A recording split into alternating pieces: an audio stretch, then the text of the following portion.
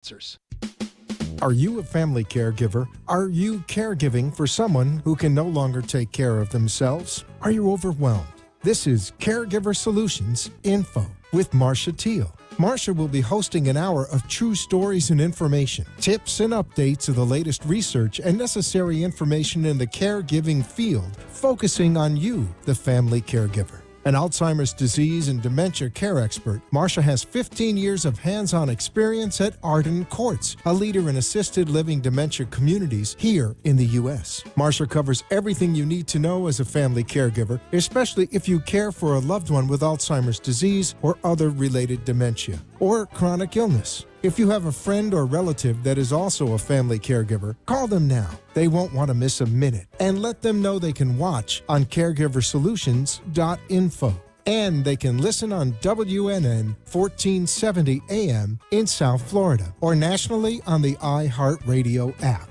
Now, sit back, relax, and learn from our host, Marcia Teele, as she brings information to you that may just be the caregiving solution you need. Hi, everyone, and welcome to the Caregiver Solution Info Show. I'm so glad you could join us today, whether you're on iHeartRadio, local Southeast Florida, AM and FM, or joining us on your smartphone or your computer, watching us live. I'm glad that you're here. Every Tuesday at 6 o'clock, we provide this information for caregivers and other professionals that want to learn more about caregiving, and especially when it comes to Alzheimer's and dementia. And this show has been in existence for about 6 years, and we have a lot of people that just have learned so much because, as you know, caregiving is very difficult. It's something that you don't necessarily know about when you have to be thrown into the throes of caregiving, unless perhaps you grew up in a large extended family and you had your grandparents or your great grandparents living with you and you were younger and you had to help take care of grandma and grandpa, and that was part of caregiving.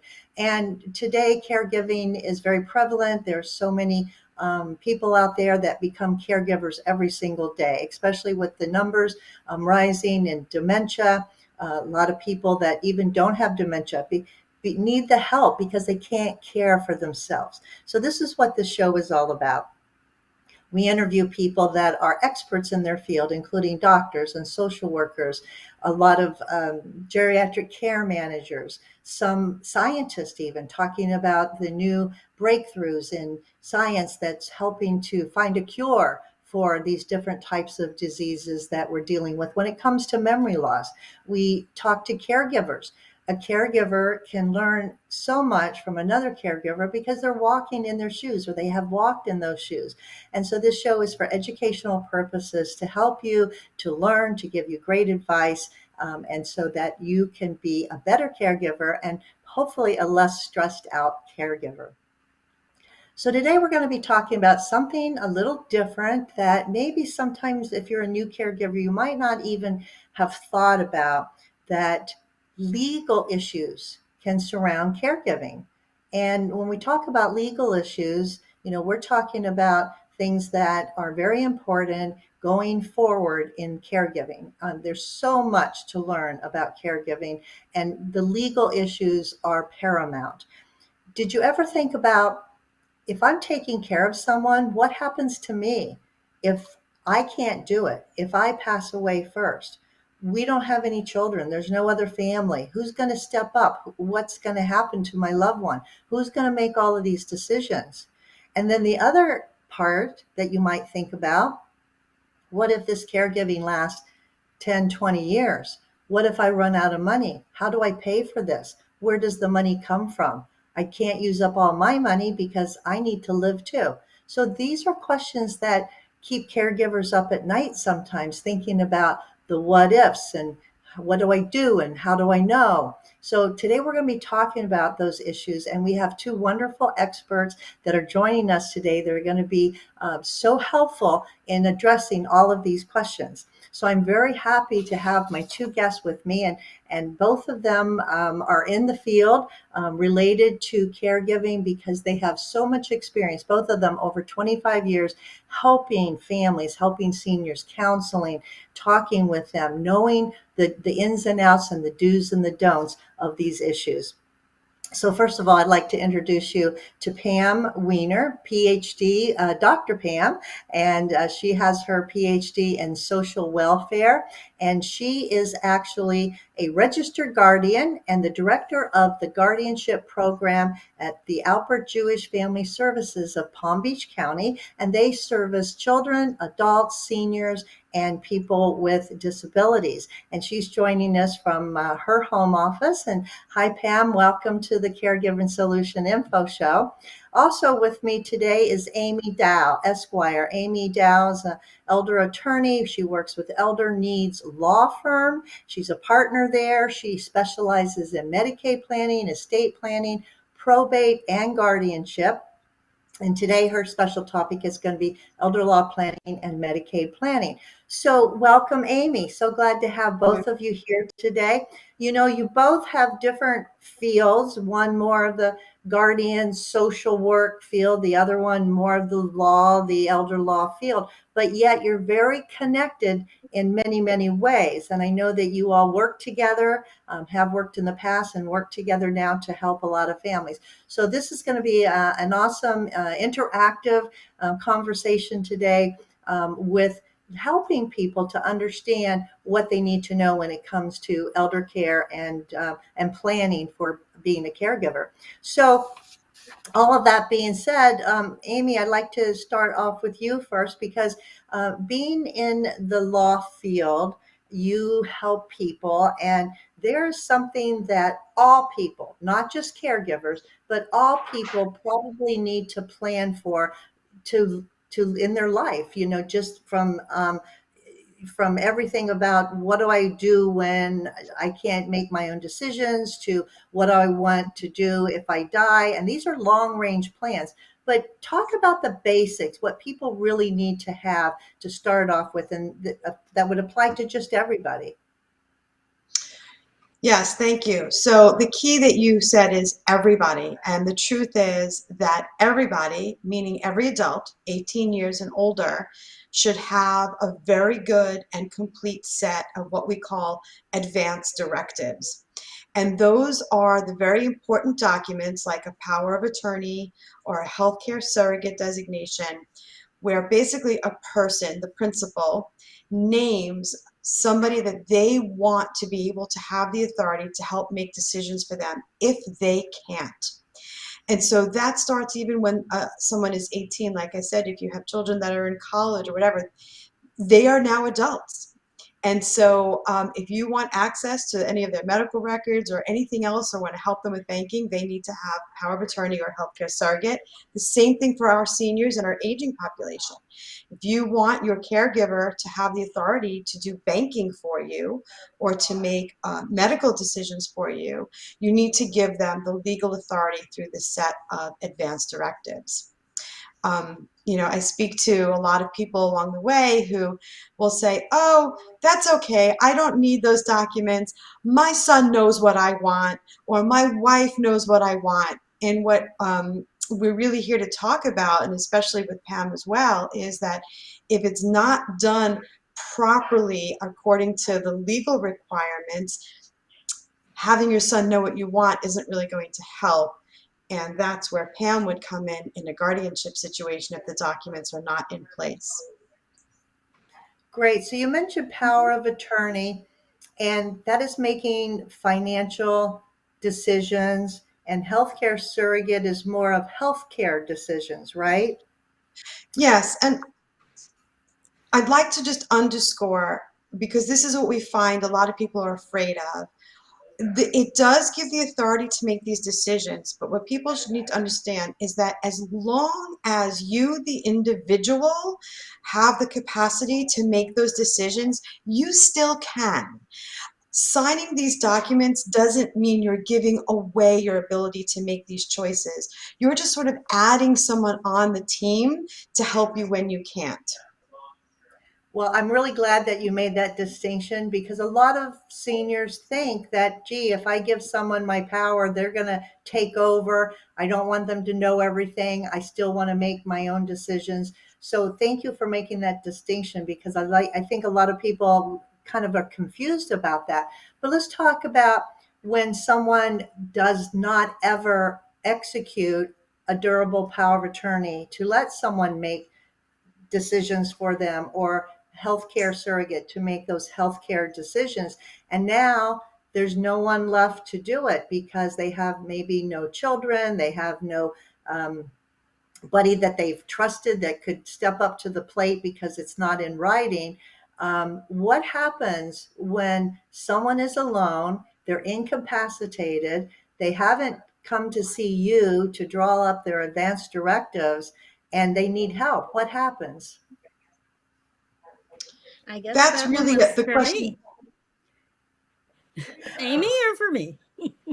Well, Amy is the one. She's going to say, "Gee, now you need guardianship," and she's probably going to say, "You need to call Pam, right? Because Pam's the expert when it comes to guardianship." So, Pam, step in here and talk about what guardianship is and why it is the next step if someone doesn't have all their legal documents in place and they need help.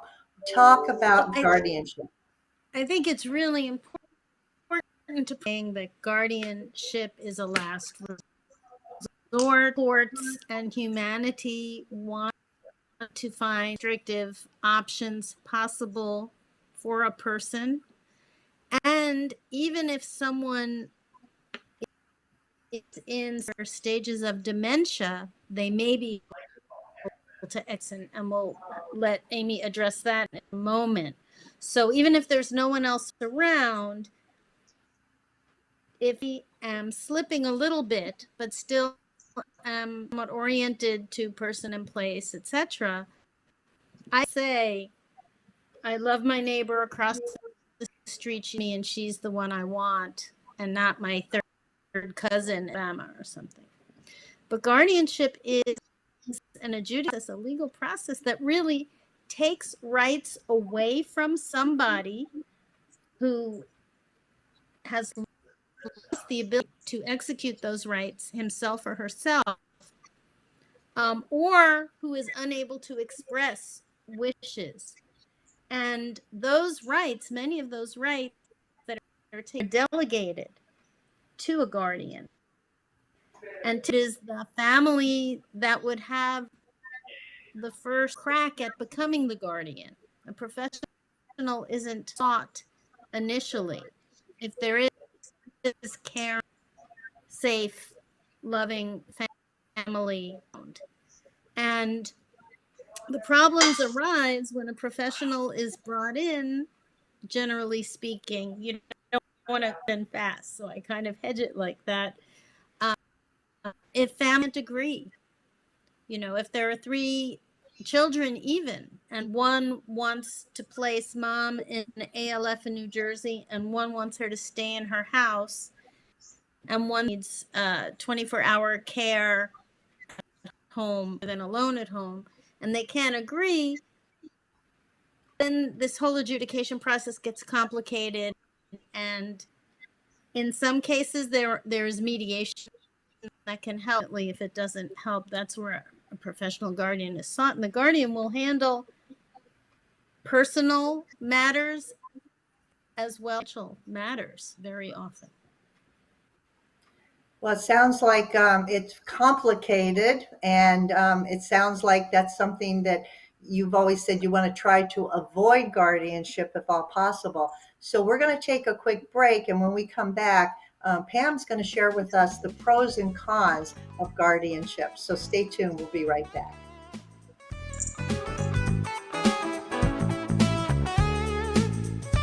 Arden Courts is not just a place to live, it's a place to call home. Residential living combined with quality caregiving. This is the philosophy behind Arden Courts. Communities created exclusively for individuals with Alzheimer's disease and related dementia who would benefit from a safe and structured environment. For additional information about any of the unique services Arden Courts provides, call 888-478-2410 to locate a community nearest you. Inquire about our educational seminars, resource library, or support groups, or simply feel free to ask questions you may have about Alzheimer's and related dementias. At Arden Courts, we know, we understand, and we can help because memory care is all we do. Remember, call 888-478-2410 for additional information about any of the unique services Arden Courts provides.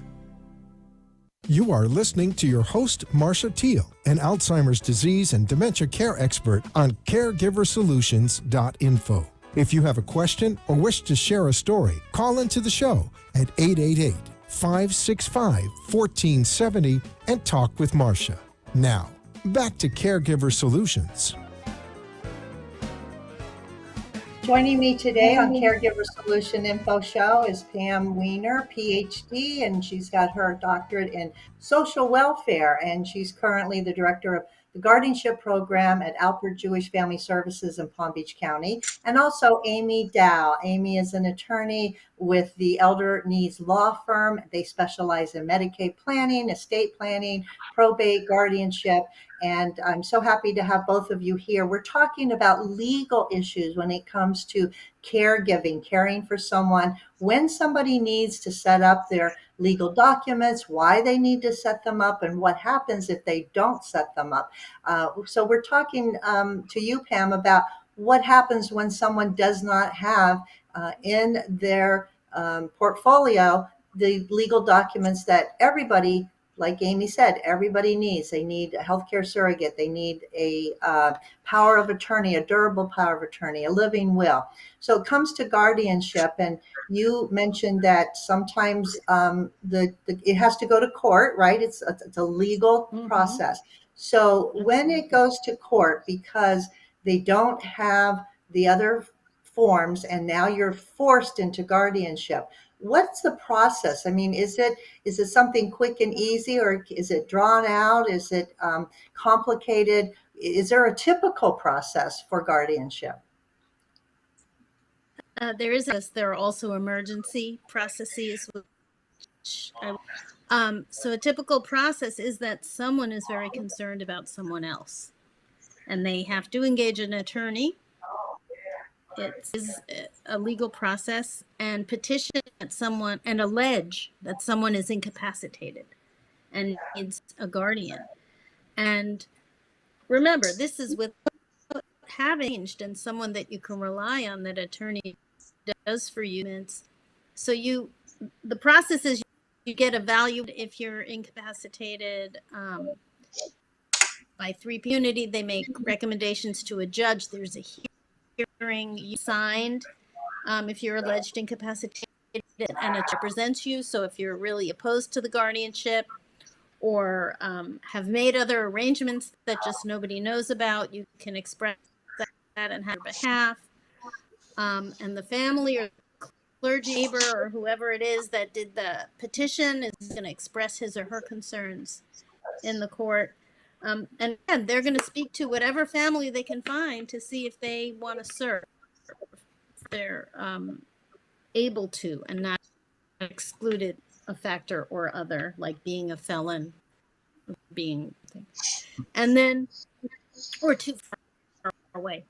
And then you get assigned professional guardian either randomly or because the family member says, forget it, I can't do it, but I want Jewish Family Service to do it, or this person or that person.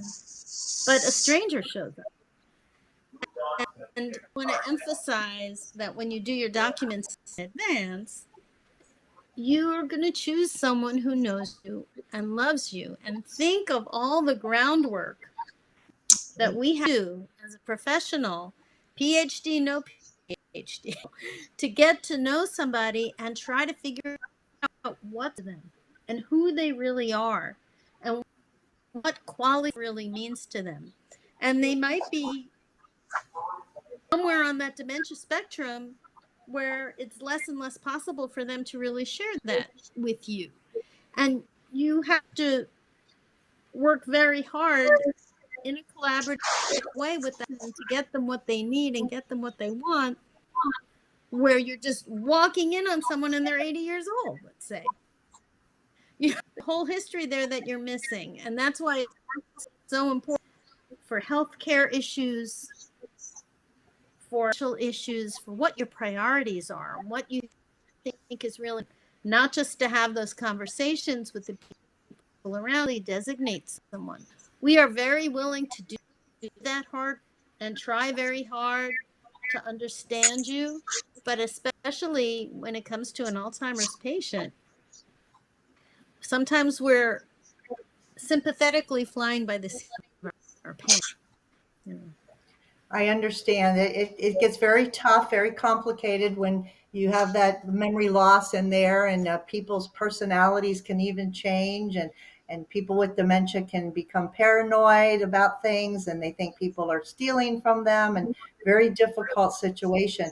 Which I want to go back to you, Amy. You have a quite a bit of experience, not only in law but in counseling. You studied counseling, and I can just imagine how beneficial that education and counseling has helped you in your practice when you're in front of families and you have a family that maybe they have, 6 different children and they're trying to decide which one is going to be in charge of what.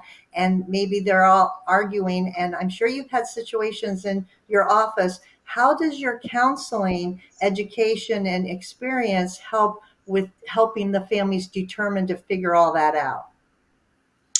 Well, thank you for asking that. A lot of people sort of just kind of glide by the fact that I also have that as a background, and I'm very proud of that.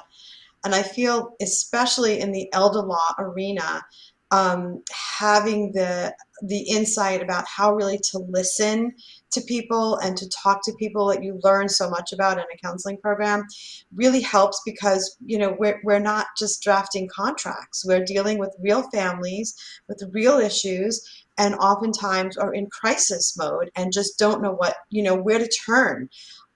So I look forward to being able to be that person to usually just sort of get them settled in and not so afraid, and let them know that there's a path.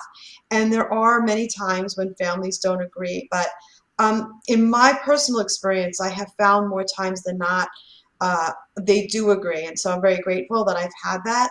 If they don't, there's only so much we can do in terms of trying to talk through their options. And what we want to do really is remind them that the client is the person that needs the care, and we really have to do what's in their best interest and how we can serve them. So if there's a local, sometimes we just look for different reasons why one child may be a little bit better than the other, and try to guide a good discussion. But the other piece, if I could just go back for just a moment, is we keep talking about capacity and decisions. And I think it's really important to underscore the definitions of those words when we have these conversations. That capacity means different things in different situations. So what we're looking at here, when we're trying to decide if somebody needs to go forward with a guardianship and have somebody step in, is somebody who cannot really make decisions on their own. The distinction, though, and this is what people find so hard to believe, is people are allowed to make bad decisions. And that's another thing we come up against with family members, where you get calls from the children that come visiting from up north. They come down, they see mom and dad, and all of a sudden they realize mom and dad is spending crazy amounts of money on weird things. It's like, you may not agree with those choices. You may not think that those are their best choices, but people are allowed to make those choices. And as Pam was saying earlier, the thing we really need to remember is when someone is appointed a guardian, you are taking away an individual's liberties to do certain things. And that's a very, very serious matter. So judges and courts that are doing this really want to make sure that it's not just, well, they didn't make the best decisions. That's not the bar. The bar is that they're incapable of really making those decisions before we take those rights away. Thank you for And, explaining and that. keeping in mind, I'm sorry, I was just going to say, and keeping in mind that there are illnesses and disorders that will never improve.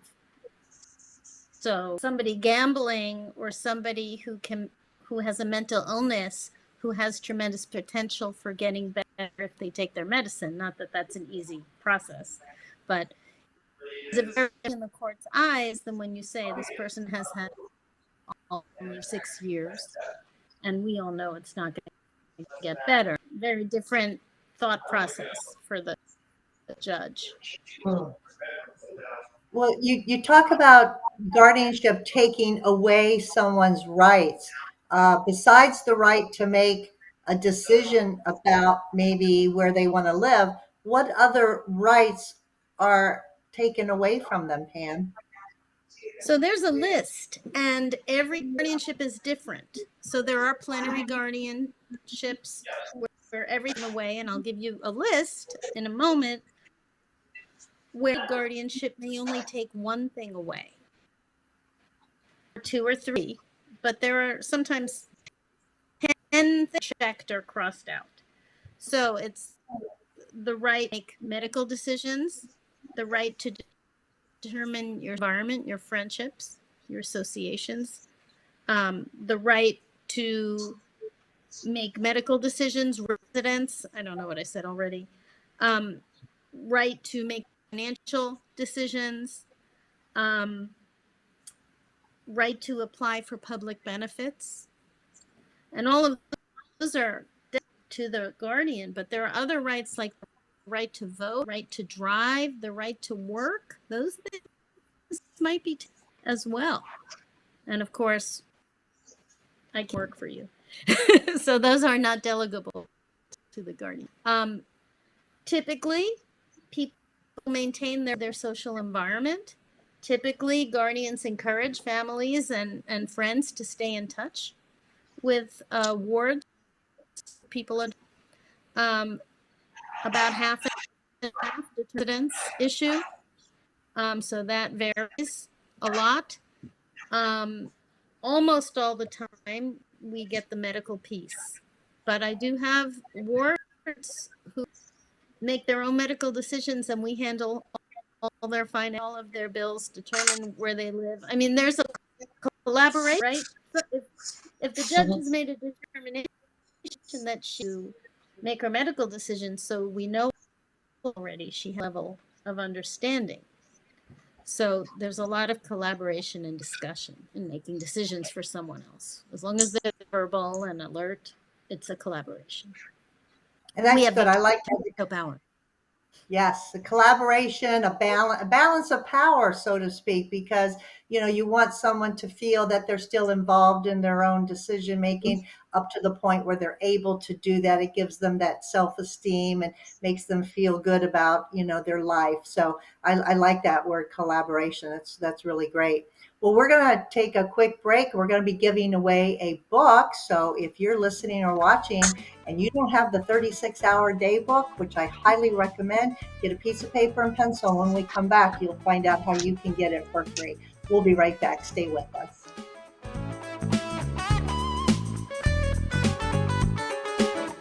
Somewhere at the corner of bewildered and confused is a lost mother, a father, a sibling, a grandparent.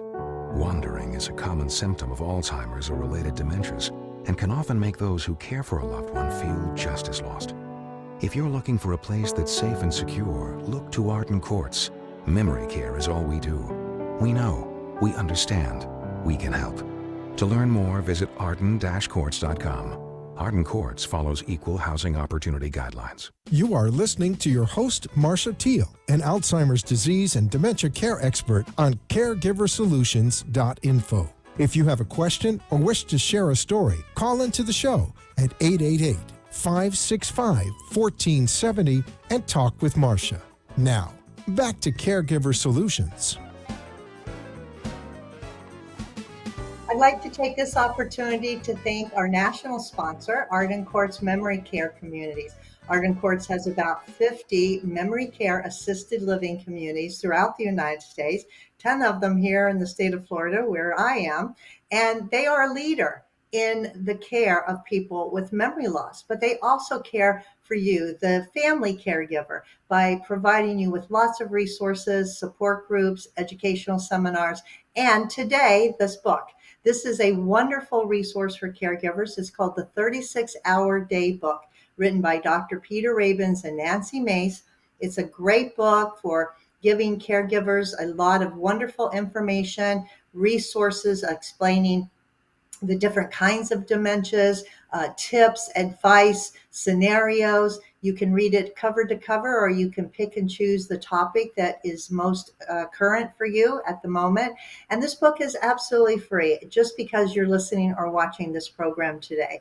If you would like to have this book, all you have to do is request it via email. And the email address is delray@arden-courts.com. That's DELRAY at Arden, ARDEN dash courts, COURTS.com. Delray@arden-courts.com. Let them have your name, your phone number, your address. Tell them that you heard about the free offer for the 36-hour day book on the Caregiver Solution Info Show, and they'll be very happy to mail one right off to you. It's a great book. I highly recommend it. If you know somebody that could use this book and they don't have it, get it for them and make a wonderful gift, and you'd be helping a caregiver in need. So my special guests today are with me. We're talking about Medicaid planning, guardianship, making sure that you plan for your end of life. And Pam Weiner is with Jewish Family Services in Palm Beach County. She's our PhD in social welfare, and she is a registered guardian with the Alpert Jewish Family Services.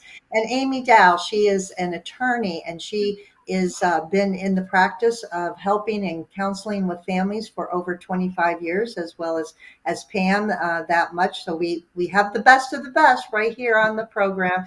And Amy is talking about elder law, what documents that someone needs, and what happens when you don't get the documents that you need. So a little bit more about guardianship, Pam. You talked about what happens, the process. It can be very drawn out. It can be expensive even. We didn't even talk about the court costs that are all involved with that. So the bottom line is you want to try to avoid guardianship if all possible, is what I hear you saying. And you want to go see someone like Amy, who can get you all those documents ahead of time, which will then help prevent you from having to go the guardianship route. We do the best we can. Sometimes there's glitches, and sometimes things, might still come up with issues, but it's all about planning. And when we're talking about planning, Amy, one of your specialties is planning not only for estate planning, but planning for end of life. And if someone needs maybe some help with how to care for somebody, because care is very, very expensive. Not everybody has access to, an unlimited pot of money. Not everyone maybe has a long-term care policy that they took out way before they got sick, and they could use that for care. So it comes out of their pocket. But what if that's not even possible? What happens, and how should people prepare for end of life care when they're concerned about the financial piece? So for us, it's not so much end of life care, because sometimes I think of end of life as a hospice situation. So I just want to clarify, because words, really conjure up a lot of images. Well, I think when we're talking about this, it's more of a long-term care solution with government benefits. And so primarily we work with the Medicaid benefit to help pay for care. I mean, Medicaid means a lot of things to different people. There's many different programs. But in this context, this is how, if you have somebody that needs to come to the house, if you need an aide for a certain number of hours a week, if you need to be in an assisted living facility, or even if you need to escalate your care and be in a skilled nursing facility, there are Medicaid programs that will help pay for that care. Here's the thing, though. There's asset limits and income limits. And one of the things that people are afraid of is that they say, well, I have too much money. And really the best way to describe this is sort of like lawyers who help people with tax sheltering. It's kind of a similar thing, that Medicaid planning is a way to move your assets around from countable to non-countable in a way that Medicaid will say, okay, we know that that pot of money still exists, but we're not going to count it and we're going to give you the benefit anyway.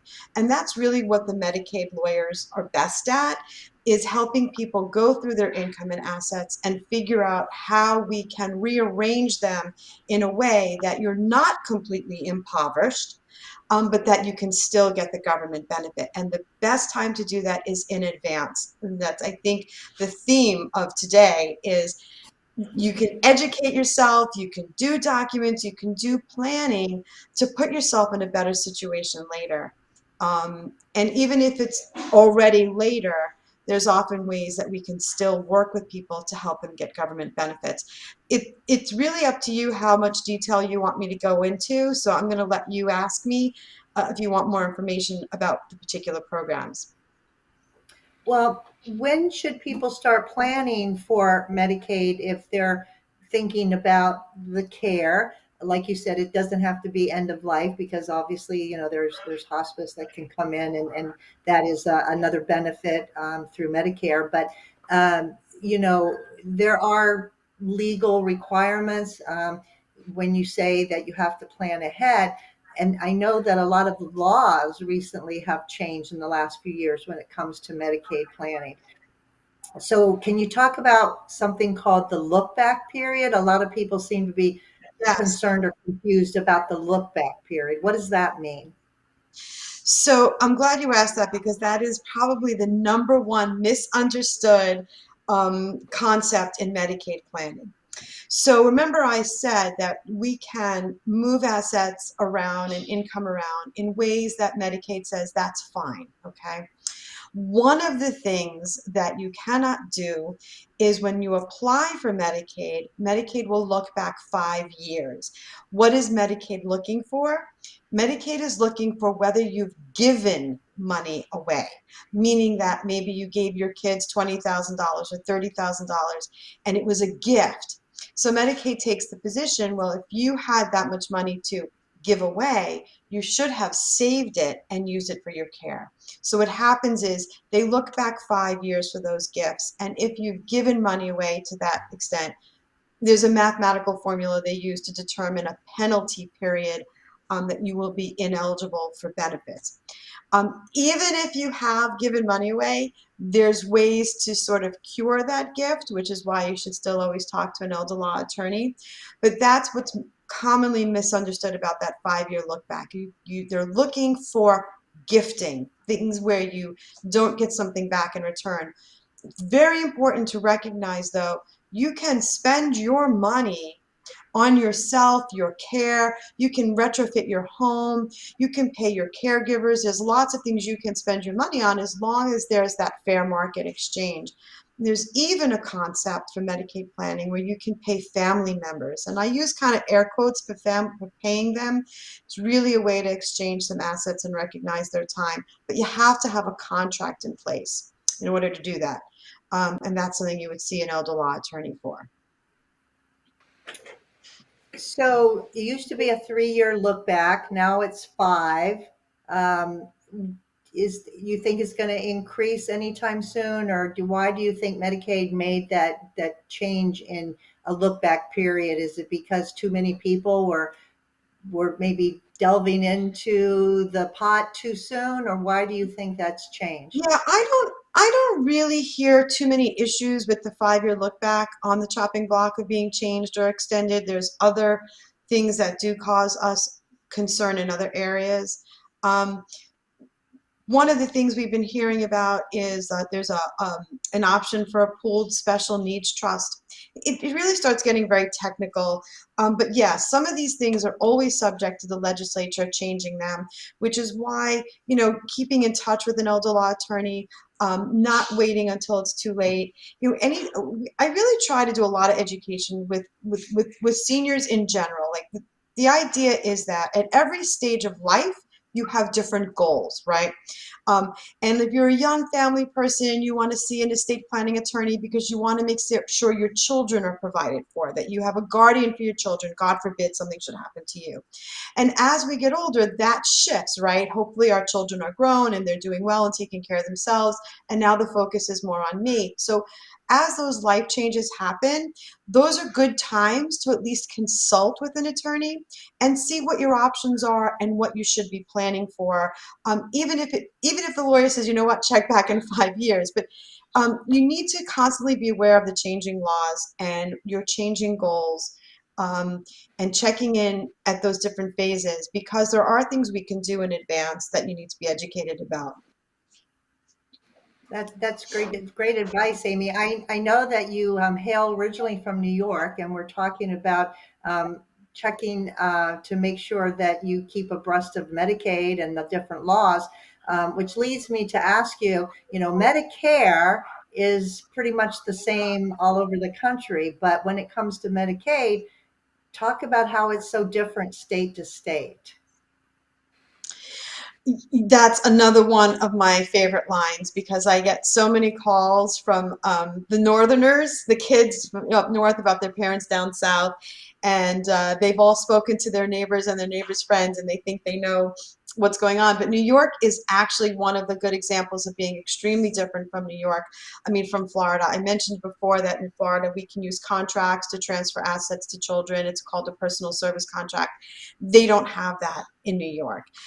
In Florida, we have what's called a ladybird deed, which is a way to protect a home from probate.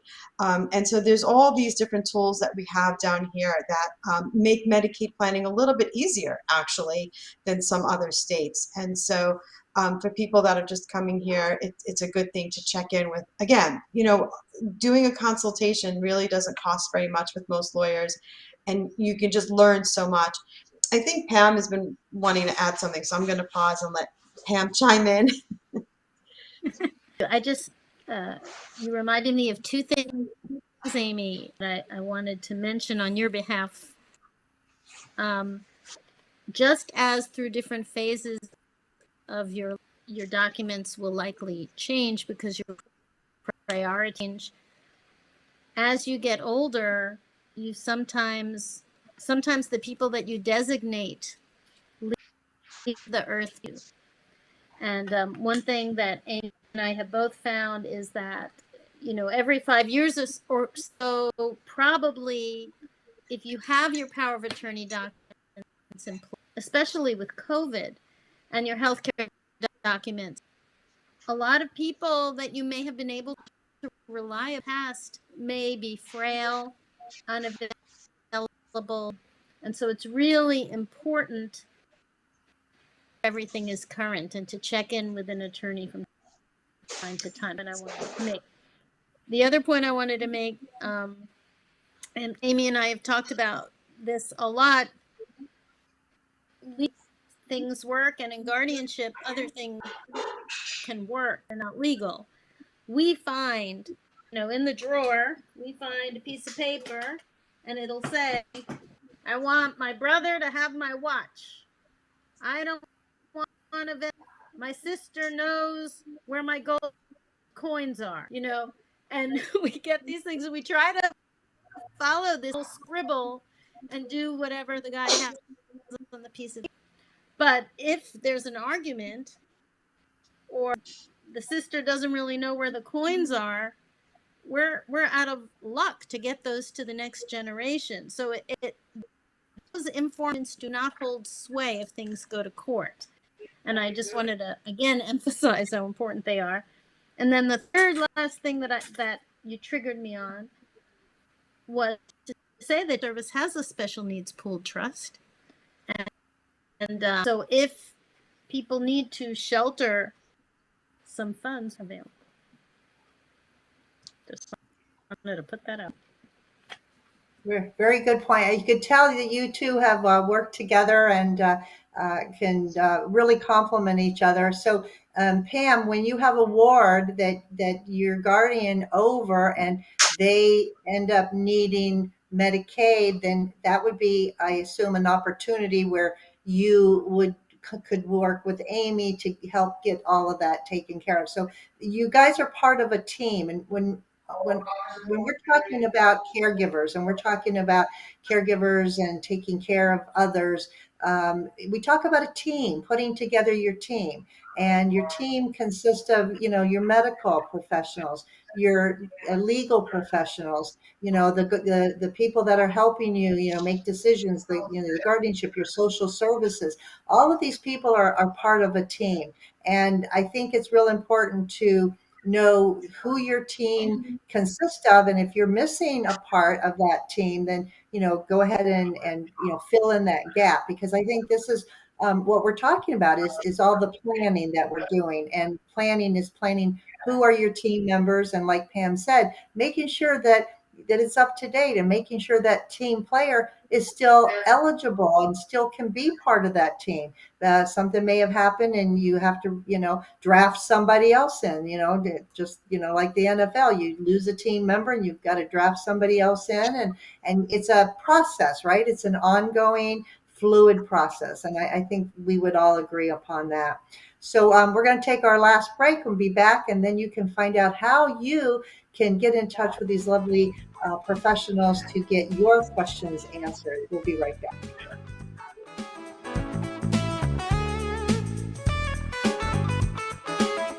Feelings of depression, isolation, and frustration are common among persons living with Alzheimer's or related dementias.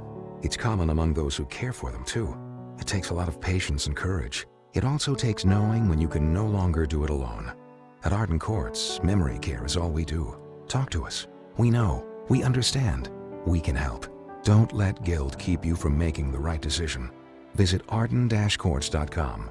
Arden Courts follows equal housing opportunity guidelines. You are listening to your host, Marcia Teele, an Alzheimer's disease and dementia care expert on CareGiverSolutions.info. If you have a question or wish to share a story, call into the show at 888-565-1470 and talk with Marcia.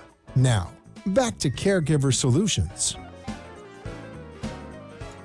Joining me today are two wonderful professionals. We're talking about Medicaid planning, guardianship, legal documents, things that caregivers need to think about, and what everybody needs to think about for their life going forward.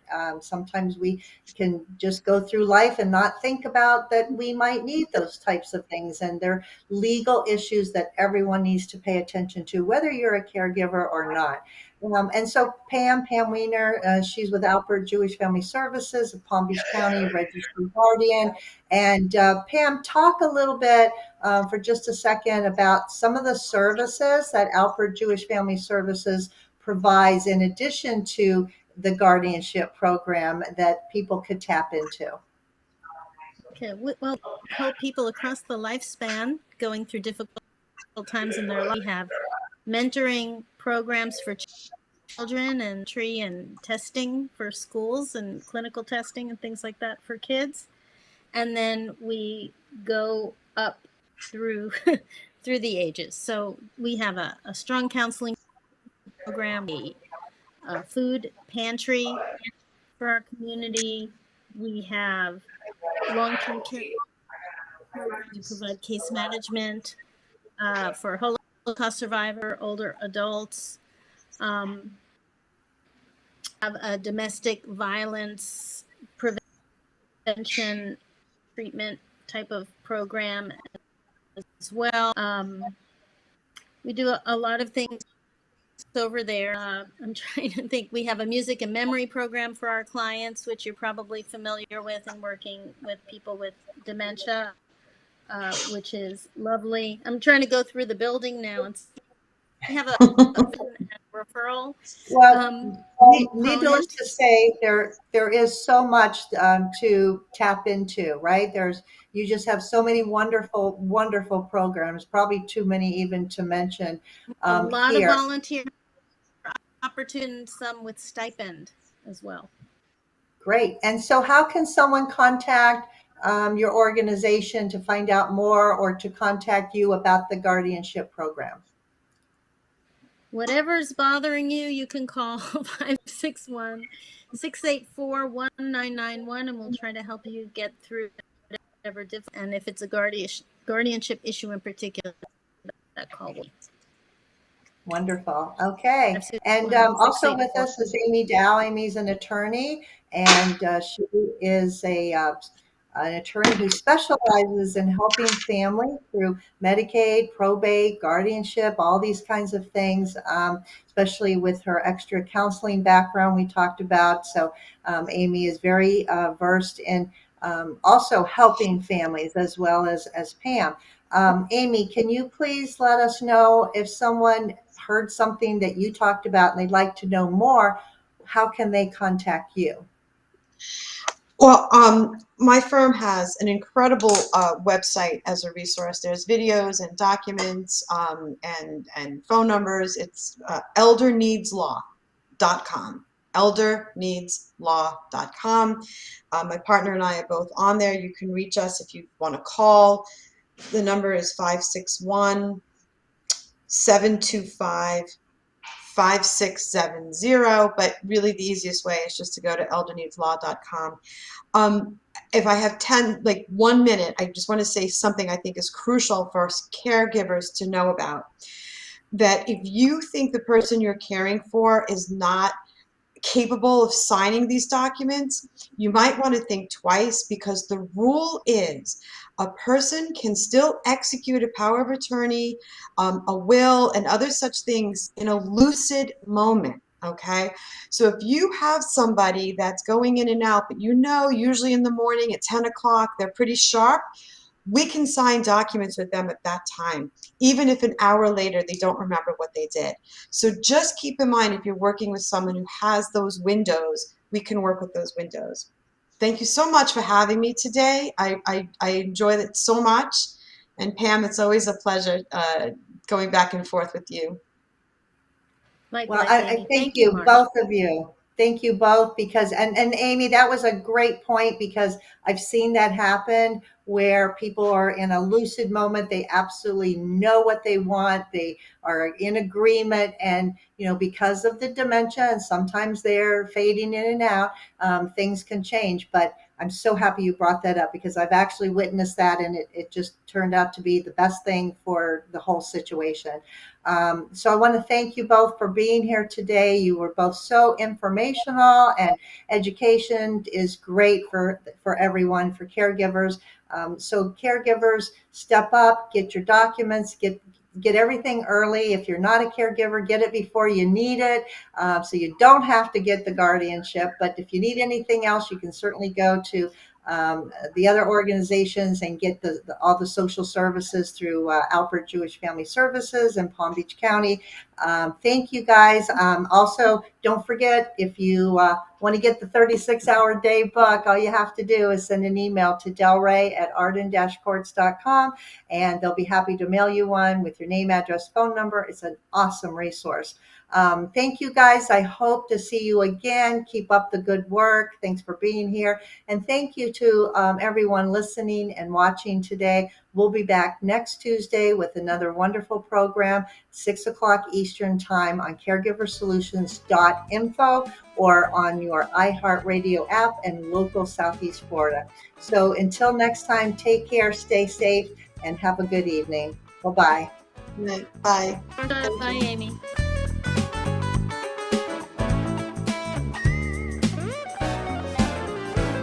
Thanks for joining us for this week's Caregiver Solutions with Marcia Teele. Join us next week as Marcia, who has 15 years of Alzheimer's disease and dementia care experience, brings you more needed information to help with the care of your loved one. This show can be seen again on caregiversolutions.info, and questions can be left on the site, which may be used on the program to help others. See you next week for more